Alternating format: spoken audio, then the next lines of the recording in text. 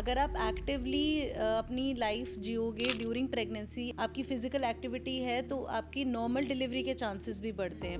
Very important how to take care of episiotomy stitch. इसका मतलब क्या है एपिजियोटमी स्टिच? वो जो एरिया है जहाँ से नेचुरल बर्थ होता है उसमें छोटा सा निक देके फिर नेचुरल बर्थ किया जाता है और उस निक को वापस स्टिच कर दिया जाता है। Postpartum depression is a real thing. एक कहते हैं बेबी ब्लूज, मतलब डिलीवरी के बाद ना थोड़ा सा इससे सैडनेस लगती है। More than 65% of cases can be managed by just reassuring, by just talking things out and by delegating.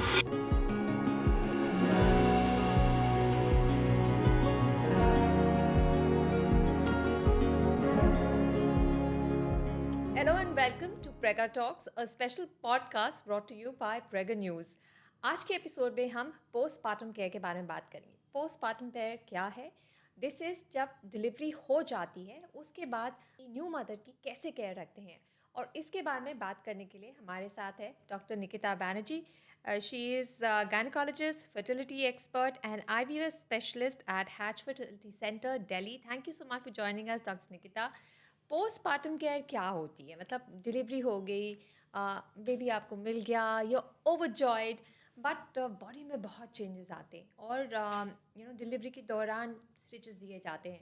तो पोस्टपार्टम केयर इमीडिएटली मदर के लिए क्या होती है? सी पोस्टपार्टम, टू बी प्रिसाइज, हमें समझना पड़ेगा कि इसका मतलब क्या है। पोस्टपार्टम तो इंडेफिनिटली चल सकता है, बट नहीं, पोस्टपार्टम का मतलब है डिलीवरी के बाद लगभग 6 वीक्स। तो इसका मतलब 1.5 महीने के करीब उतना टाइम लगता है बॉडी को एडजस्ट होने में, फिजिकली, मेंटली, इमोशनली।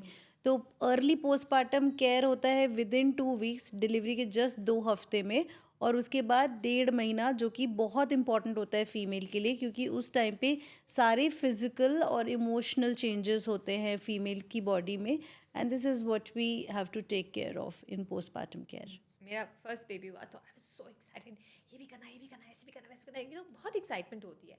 और फिर मेरी मेड ने कहा, दीदी आप क्या कर रहे हो? मैं क्या कर रही हूँ? ऐसे थोड़ा ना करते हैं। मैंने कहा क्यों किया है मैंने? हम हमारे गांव में बच्चा होता है तो हम बस पड़े रहते हैं, रेस्ट चाहिए होता है। आपकी बॉडी ने नया जन्म लिया है, तो how important is rest, because there is excitement. काम भी करना होता है बच्चे के लिए, पूरी रात जगे रहते हो। रेस्ट का क्या इम्पॉर्टेंस है पोस्टपार्टम केयर में, और ये कैसे हम, how can you ensure that the new mother gets enough rest? See new mother आज के टाइम पे it is very difficult for her, क्योंकि आज वो वर्किंग फीमेल्स होती हैं। Thankfully we have a concept of maternity leaves, but ये भी इस टाइम पे थोड़ा डिलेमा में है, क्योंकि मेटर्निटी लीव्स वाले रास्ते पे जाएंगे तो ये डिस्कशन बहुत ही अलग रुख ले लेगा, क्योंकि मेटर्निटी लीव्स जो हैं वो फीमेल्स को इनफ नहीं दी जाती। इंडिया में कॉन्सेप्ट है कि 6 मंथ्स के करीब आप मेटर्निटी लीव ले सकते हो, या फिर आपके जो भी एम्प्लॉयर हैं उस हिसाब से। तो पेशेंट्स ना कोशिश करते हैं कि 5th या 6th मंथ ऑफ प्रेगनेंसी के दौरान वो ले लें, और जस्ट आफ्टर डिलीवरी वो वापस ज्वाइन कर लेते हैं। तो that is a very big challenge. I feel कि इसके अंदर सब लोगों को एजुकेट करना चाहिए, पेशेंट को, फीमेल को इनफ रेस्ट देने के लिए, at least in terms of maternity leave from work. तो आप ये कह रहे हो कि विमेन शुड प्लान कि अगर आपकी बॉडी फिट है तो लास्ट दिन तक आप काम करते रहो, पर डिलीवरी के बाद टाइम लो। या आई फील कि अगर पेशेंट को लग रहा है कि 7th-8th मंथ तक she can be fit and fine, during pregnancy हम इनकरेज भी करते हैं कि एकदम आप बेड रेस्ट मत करो, आप natural एक्टिव process रखो, है, राइट। अगर आप एक्टिवली अपनी लाइफ जियोगे ड्यूरिंग प्रेगनेंसी, आप सेडेंटरी लाइफस्टाइल नहीं है आपका, आपकी फिजिकल एक्टिविटी है, तो आपकी नॉर्मल डिलीवरी के चांसेस भी बढ़ते हैं। तो नॉर्मल डिलीवरी होती है, प्लस आपको डिलीवरी के बाद इनफ टाइम मिल जाता है बेबी के लिए। जैसे कि मैंने बताया, शुरुआत का 1.5 महीना, एटलीस्ट वो 1.5 महीना आपके पास आपका अपना होना चाहिए। तो इस टाइम पे क्या क्या चेंजेस आते हैं? क्योंकि स्टिचेस दिए जाते हैं, उसका केयर करना पड़ता है। ब्रेस्ट फीडिंग आप शुरू कर रहे हैं, फिर आपकी डॉक्टर की विजिट्स भी होती हैं, डॉक्टर भी आपको चेक करते हैं। तो what are the immediate things that happen in the first 10-15 days of delivery? See immediately तो पेशेंट का जो फिजिकल चेंजेस हैं वो ये होता है कि पेशेंट फील्स वेरी एग्जॉस्टेड। तो हेडेक और बैक एक, ये चीज़ें कॉमन होती हैं। अगर स्टिचेस दिए गए हैं, नॉर्मल डिलीवरी में भी स्टिचेस दिए जाते हैं, नॉर्मल डिलीवरी के अंदर एपिजियोटमी स्टिचेस दिए जाते हैं, very important how to take care of episiotomy stitch. अगर एपिजियोटमी स्टिच, इसका मतलब क्या है? एपिजियोटमी स्टिच वो जो एरिया है जहाँ से नेचुरल बर्थ होता है, उसमें छोटा सा निक दे के फिर नेचुरल बर्थ किया जाता है और उस निक को वापस स्टिच कर दिया जाता है. तो उसको कहते हैं, उस स्टिच का ध्यान रखने को कहते हैं एपी केयर. एपी केयर के अंदर आपको क्या करना होता है? आपको क्रॉस लेग नहीं बैठना है, आपको लेग्स जो है एक साथ रख के फिर बैठना है, वरना स्टिचेस खुलने का रिस्क रहता है. कभी आपको फीवर वगैरह होता है तो आपको बताना है, स्टिच लाइन में पेन होता है तो आपको बताना है, सिजेरियन स्कार पे जो स्टिचेस हैं उसके पेन का आपको बताना होता है कि कहीं वो इन्फेक्ट तो नहीं हो गया. इसके अलावा from exhaustion to backache to stitch care, mental health plays a very important role. Patient emotionally भी ड्रेन्ड होती है, तो मेंटल हेल्थ में भी ड्रास्टिक चेंजेस होते हैं पोस्ट डिलीवरी. इसके बारे में बात करते हैं क्योंकि आजकल हम ज़्यादा सुनने लगे हैं अबाउट पोस्टपार्टम डिप्रेशन. ये क्या होता है, कैसे मैनिफेस्ट होता है, कैसे पता लगता है कि mother is going through postpartum depression? देखिए, इसमें ना मैं एक बहुत ही प्रैक्टिकल चीज़ बोलूँगी. Postpartum depression is a real thing. एक कहते हैं बेबी ब्लूज़, मतलब डिलीवरी के बाद ना थोड़ा सा ऐसे सैडनेस लगती है, फियर, फीलिंग ऑफ होपलेसनेस. आपको रीज़न नहीं पता होता, but you are always exhausted all the time. और ये शुरुआत के 2 हफ्ते में इतना कॉमन होता है, 50% डिलीवरीज में ऐसा होता है. और अनफॉर्चुनेटली एटलीस्ट हमारी सोसाइटी में ऐसे बोल दिया जाता है, तो क्या हो गया, डिलीवरी तो सबकी होती है ना. हाँ, यूजुअली क्या होता हमने है भी ना, तो इन लॉज बच्चे बोलते हैं पैदा हमने किए भी तो हैं. बच्चे पैदा किए हैं, हमें तो कुछ नहीं हुआ, हम तो अपना काम करते रहते थे. तो ये बहुत ही सैड बट ट्रू रियलिटी है. तो पोस्टपार्टम डिप्रेशन के लिए लोगों को एजुकेट करना है. जो ये डिप्रेशन है वो कभी भी हो सकता है, विद इन 3 मंथ्स कभी भी हो सकता है पोस्ट डिलीवरी. और ये डिप्रेशन क्यों होता है? क्योंकि सारे जो हार्मोन्स होते हैं ना, बेसिकली जो भी हैप्पी हार्मोन्स होते हैं फीमेल के, वो कम वो होने लगते पोस्ट हैं. डिलीवरी सडन शट डाउन हो जाते हैं, एकदम नीचे चले जाते हैं. तो पेशेंट को हर रोज़ सैडनेस, होपलेसनेस, इरिटेबिलिटी, रेस्टलेसनेस ये होता है. दिन में 2-4 बार ऐसा लगता है कि they are inadequate to take care of the baby.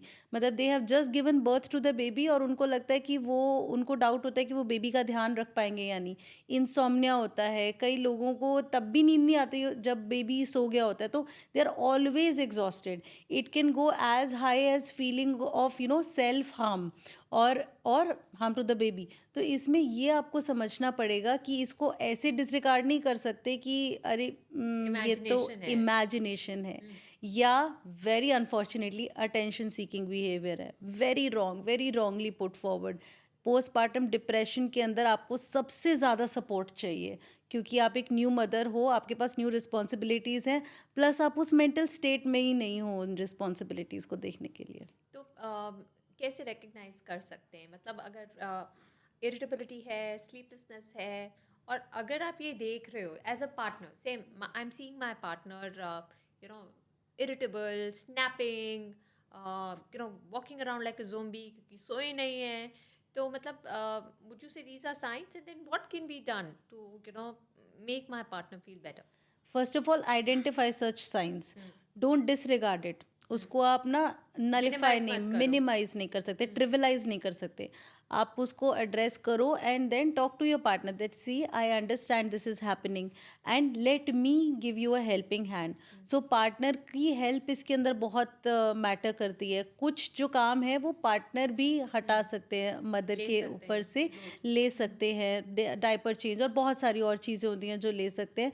और इसके अलावा अगर आपको लगता है कि आपकी नॉर्मल फंक्शनिंग बहुत डिफ़िकल्ट हो रही है और आप इस चीज़ को बिल्कुल एंजॉय नहीं कर पा रहे पोस्ट डिलीवरी बर्थ को, then you should definitely seek professional help to help you further. Okay, but in professional help, can you be prescribed medicines? Because breastfeeding के time भी medicines लेने में बहुत हिचकिचाहट होती है कि you don't want that going to your child. So I mean, Let the experts handle. There are okay, medicines that are safe for pregnancy. During pregnancy भी कुछ लोग कुछ medicines लेते हैं, इसी तरह से post delivery भी कुछ लोग medicine लेते हैं. But the idea of this discussion is to put forward the fact that postpartum depression exists और ये कोई attention seeking behavior नहीं है, ये real है और इसमें आपको support करना है फीमेल को. ठीक है. और इसमें verbal reassurance, physical comfort, how important it is कि अगर मुझे ही डाउट हो रहा है कि एम आई गुड मॉम, बस can I even wing this, my partner comes and tells me, you know, I trust you can do this, don't worry and I am gonna help you. How important is that? See verbal communication, हम किसी भी mental disorder में सबसे पहला step वही होता है, cognitive behaviour therapy. ये क्या होता है? Just talking things out, right?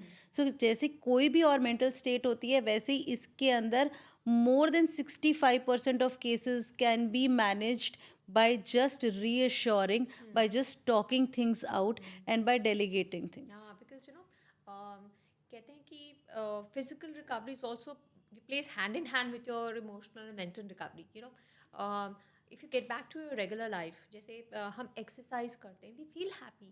पर यार टाइम ही नहीं है, हम बच्चे को ही देखे जा रहे हैं सारा टाइम.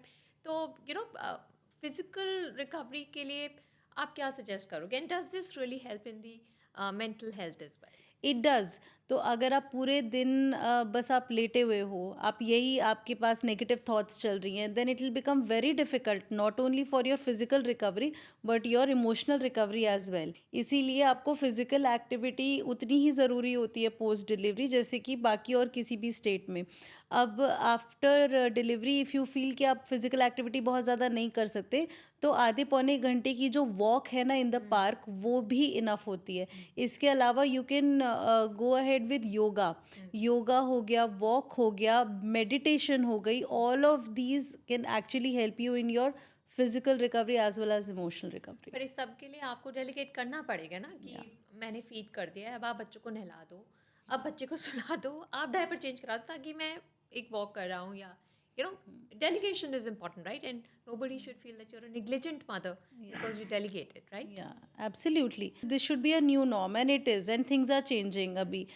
इस टाइम पे आपको बस ये ध्यान रखना है कि आपको अपने लिए और कुछ नहीं तो आधा घंटा निकालना है. उस आधे घंटे में do what ever makes you happy.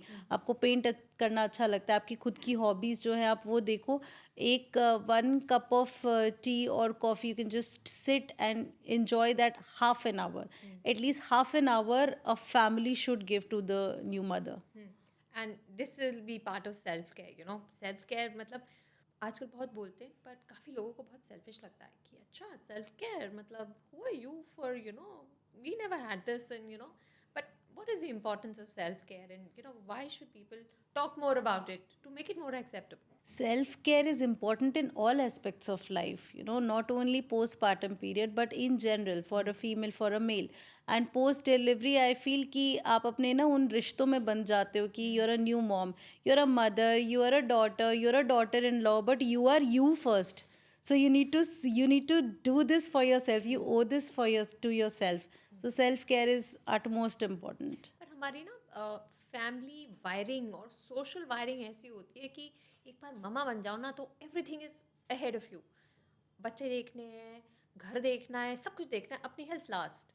तो इस पोस्टपार्टम पीरियड में you know it's a delicate time.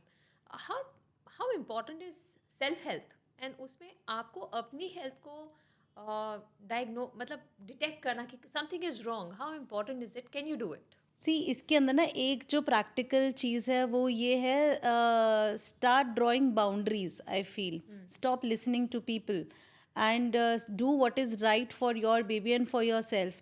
आजकल क्या होता है ना कि एवरीबडी हैज़ एडवाइस, ठीक है, फ्री की एडवाइस सबके पास होती है.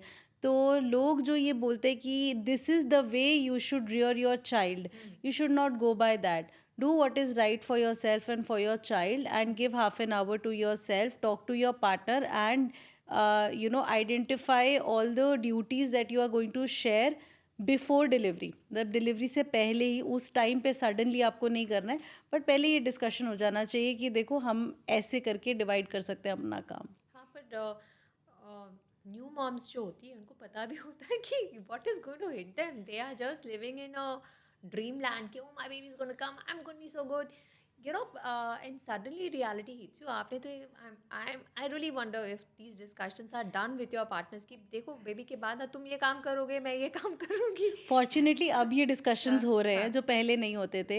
एंड जो ये सुपर मॉम कल्चर है ना, this cycle has to end some day.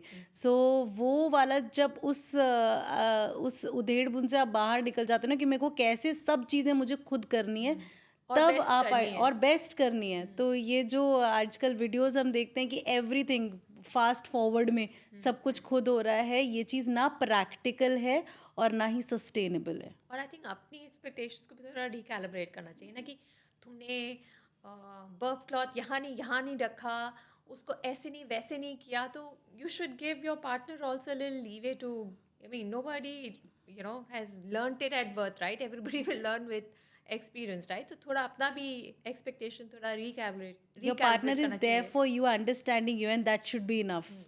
Let's also talk about the diet in postpartum, because people are like, यार ब्रेस्ट फीडिंग, ये प्रेगनेंसी में कितनी भूख लगती थी। मैंने कहा यार ब्रेस्ट फीडिंग शुरू करो, फिर तो पता पता लगता है भूख चलेगा, क्या होती है। राइट। तो how important is diet in postpartum care, and hydration, कि मुझे प्यास बहुत लगती थी ब्रेस्ट फीडिंग के टाइम पे, postpartum में प्यास भी बहुत लगती है। फिर होता क्या है ना, you tend to go for the wrong things, coke पी लिया, जूस पी लिया। So what can be the impact of doing this on your diet? सी आपको मैं बताती हूँ, ड्यूरिंग प्रेगनेंसी आपको पता है कितना वेट गेन होता है? 11 kgs। बेबी का वेट कितना होता है? 2.83 kgs। बाकी कहाँ गया? बाकी फीमेल पे आ जाता है। तो ये सारा वेट लूज होता है पोस्ट डिलीवरी। ये वेट लूज होता है, जो आपकी सारी ब्लोटिंग वगैरह है वो लूज होती है। डिलीवरी के टाइम पे सारा फ्लूइड लॉस होता है। तो आप सोचो कि इतनी सारी चीज़ें लॉस हो रही, तो उसको जो लॉस ऑफ फ्लूइड है उसको तो वापस गेन करना है। हाइड्रेशन इसके लिए बहुत इंपॉर्टेंट है। तो 2.5 से 3 लीटर पानी जो है वो रोज़ पीना चाहिए। सर्दियों में बहुत ध्यान रखना चाहिए, क्योंकि सर्दियों में हाइड्रेशन पुअर हो जाती है। हाइड्रेशन अगर आपकी प्रॉपर रहेगी तो पोस्ट प्रेगनेंसी जो कॉन्स्टिपेशन होती है, पोस्ट डिलीवरी कॉन्स्टिपेशन, वो भी कम रहती है। Hydration is very important. Diet में it should be a balanced diet. जैसे प्रेगनेंसी में एक मिथ है ईट फॉर टू, वो गलत है कि अब तो आप 2 हो रहे हो ना, तो 2 के हिसाब से खाना खाओ, ऐसा नहीं होना चाहिए।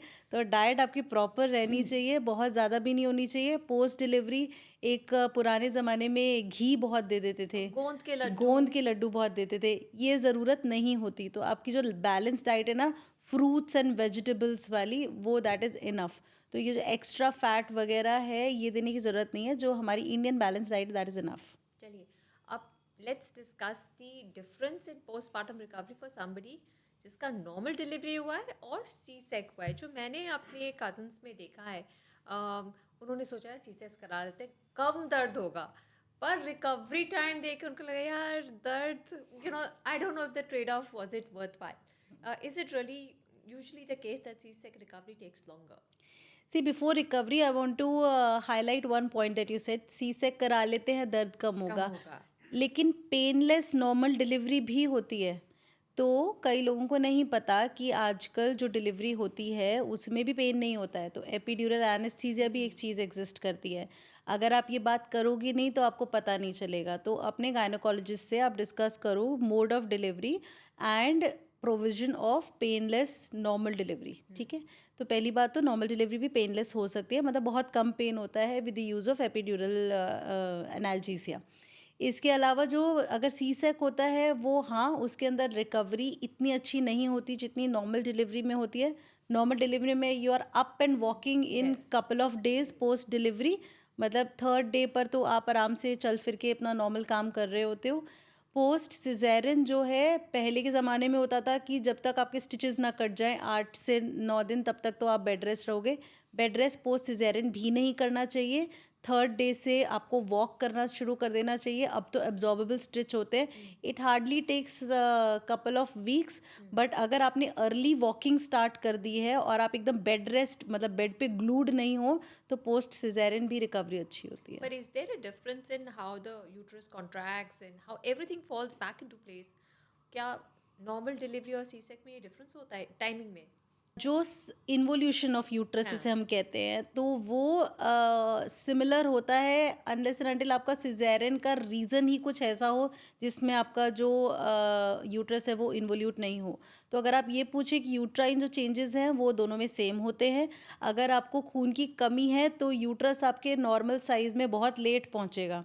तो आपको जो ब्लड अपना लेवल है, हीमोग्लोबिन लेवल, वो एडिक्वेट रखना चाहिए और उसके लिए फिर डाइट भी अच्छी रखनी चाहिए, डाइट अच्छी रखनी High चाहिए, iron thing. राइट। सो हाई आयरन डाइट कौन सी होती है? अगर आपको लगता है आपको अनीमिया है या खून की कमी है और आपको आयरन चाहिए तो आप ले सकते हैं अनार, बीटरूट जो कि चुकंदर जिसे कहते हैं, बाकी इसके अलावा गुड़ ले सकते हैं, जागरी, डेट्स, काले चने, काले चने ले सकते हैं। इसके पालक, अलावा जो आपका जो वेजिटेबल्स होती है ना, green leafy green leafy vegetables, vegetables. ये सब रिच सोर्सेज ऑफ आयरन है। और ये वैसे आई थिंक इंक्लूड करना चाहिए इवन इफ यू ये इन don't know general for include sure. करना चाहिए इरिस्पेक्टिव ऑफ प्रेगनेंसी और नॉन प्रेगनेंट स्टेट। और आपने कहा कि पोस्टपार्टम डिप्रेशन होती है कि mom having a problem connecting with the child, पर पोस्टपार्टम डिप्रेशन भी ना हो, बट एंग्जाइटी तो होती है कि मेरा इतना वेट गेन हो गया, अब ये कम कैसे होगा, एंड बहुत सारे सेल्फ डाउट्स होते हैं अपनी बॉडी इमेज को लेके। तो इस पे आप क्या कहना चाहेंगे? I mean should you be worried, और how do you take on this challenge कि यार we'll work on it, but it's not something to stress about. First of all be active through out your pregnancy. अगर आप पूछ रहे हो कि ऐसा हम क्या करें कि डिलीवरी के बाद हमारा वेट गेन ना हो, तो ड्यूरिंग प्रेगनेंसी आप एक्टिव रहो। तो अगर आपकी फिजिकल एक्टिविटी है ड्यूरिंग प्रेगनेंसी, मतलब आप बेड रेस्ट नहीं कर रहे, अपने नॉर्मल एक्टिविटीज़ आप कर रहे हो, तो आपका वेट गेन इतना नहीं होगा। दूसरी चीज़ है post delivery resume your normal activities early. मतलब डिलीवरी के बाद आप एकदम बहुत लंबे समय तक बेड रेस्ट मत करो। 2-4 दिन अगर नॉर्मल डिलीवरी हुई है, अगर सिजेरियन हुआ तो भी उसमें हफ्ते 10 दिन, दैट्स इट। उसके बाद you should be up and walking. इसके अलावा breast feeding helps a lot. अगर आप ब्रेस्ट फीड करते हो, और एक्सक्लूसिव ब्रेस्ट फीडिंग मतलब शुरुआत के 6 महीने आप केवल अपना अपना ही दूध पिलाते हो बच्चे को, तो ब्रेस्ट फीडिंग में भी एक्सेस वेट जो है वो लूज़ हो जाता है। आप योगा कर सकते हो, और अपनी जो एक्सरसाइज वगैरह है जब भी आप कंफर्टेबल हो पोस्ट डिलीवरी, वो आप कर सकते हो टू लूज वेट। अच्छा, कभी कभी ये भी डाउट होता है यार, कहना है am I going to be a good parent, और इस सब से हम कैसे जूझें? मतलब in your imagination parenting and your child in your hands is in your arms is the best thing, but then when the reality hits you, sometimes you wonder ki am I really fit for parenthood, and this may something that you may share with your partner, then दोनों को ही doubt है, फिर क्या करें इसमें? सो आई don't no अगर ये of topic हो रहा है, माई एरिया ऑफ एक्सपर्टीज है या नहीं, but I sometimes feel that parenting is often confused with controlling. You try to control a lot of things. Stop controlling things. Let things be. Be there for your child. Listen to your child. और जब वो बच्चा बड़ा हो जाए, talk to the child more. And do not repeat the same mistakes as your parents did. तो अगर आपको लगता है ना मेरे साथ ऐसा हुआ था, मेरे को भी ऐसा करना है, वो चीज़ नहीं करनी है, आपको आजकल तो पता है। रिसोर्सेज भी बहुत हैं, Right. many more Right. resources, videos are there, books are there, you can read up, but new parents do face some difficulties. बच्चे के हेल्थ को लेके वो डर जाते हैं, कभी कभी हाई फीवर हो जाता है, फिर बच्चा छोटा होता है, पोस्टपार्टम पीरियड में भी दे फील नर्वस, उनके लिए आप क्या कहना चाहते हैं कि अपने आप पे भरोसा भी रखना चाहिए, and how to go about those things?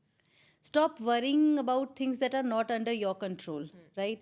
Do whatever is best for your kid, but there is a difference between being vigilant and being extremely stressed.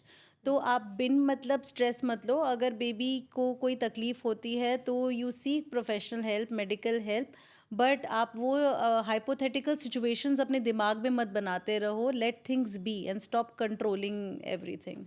And what's your advice to new mothers, because sometimes they take their identity of new mother as being their only identity, it's suddenly self-consumed by that. So, and it plays a part in your recovery also, coming out of, your postpartum period. What's your advice to women who are new moms? See, as I said, I just said some time ago, don't forget yourself. Like, don't lose yourself in the journey. You can only give what you have. अगर आप खुद, if you are full within yourself, if you're content, if you're happy, then you have all the love and happiness to give. And if you're filled with doubt, with sacrifice and martyrship, तो वही है जो आप project करोगे. Be happy and content with your self, don't lose your self, have your own identity so that you can lead a new generation, a strong baby, a strong personality you can inculcate in your baby. And how do you build a support system so that your postpartum period becomes comfortable and then you return to work and you rebuild your life again? ये एक support system कैसे बनाए? सी understand other peoples challenges. हम लोग ना mother के challenges ये बहुत डिस्कस करते हैं, बट सबकी लाइफ चेंज होती है. फादर के भी अपने चैलेंजेस होते हैं. तो a new mom should also understand that the father may also have some challenge. So communicate well. अगर father is not understanding whether he is fitting in to this fatherhood well और not, तो वो भी आपको डिस्कस करना है. And exactly don't be too hard on your partner, let him be, and you see what all works best for you. Communicate very well. All right. Thank you so much for speaking with us, Dr. Nikita. A postpartum journey is definitely not an easy one, but given your tips and guidelines, I'm sure women will be able to navigate it with aplomb. Thank you so much for joining us. Thank you very much. With that, we'll wrap up this episode of Prega Talks. Stay tuned. We'll be back with lots more.